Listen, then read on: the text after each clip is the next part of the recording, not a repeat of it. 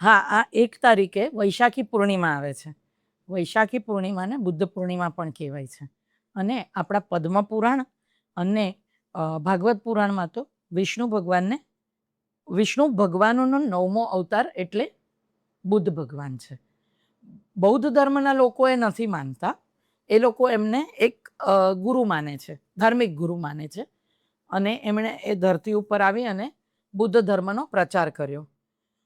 ભગવાન બુદ્ધનો જન્મ એક રાજાના ઘરે, નેપાળની તળેટીમાં લિંબોની નામનું રાજ્ય, ત્યાં શુદ્ધોદન અને માતા મહામાયાના ઘરે થયો હતો. અને એમણે એકવાર 4 વસ્તુ જોઈ. વૃદ્ધ માણસ જોયો, એક બીમારને જોયા, એક મૃતને જોયું અને એક ગરીબ જોયો.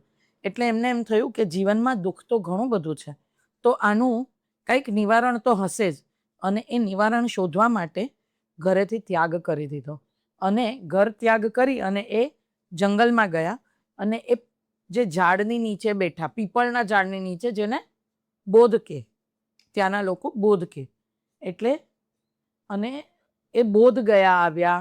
એ ભારત દેશમાં ઘણી બધી જગાએ આવ્યા અને એમને ધર્મનો પહેલો ઉપદેશ સારનાથ, ઉત્તર પ્રદેશમાં આવેલું એક જગ્યા છે, ત્યાં આપ્યું. એમણે બિહાર પાસે કુશીનગરમાં એમના દેહનો ત્યાગ કર્યો. એટલે જે મોક્ષ પ્રાપ્તિ મળી કહીએ આપણે, આત્મજ્ઞાન કહીએ, એ એમણે ત્યાં થયું.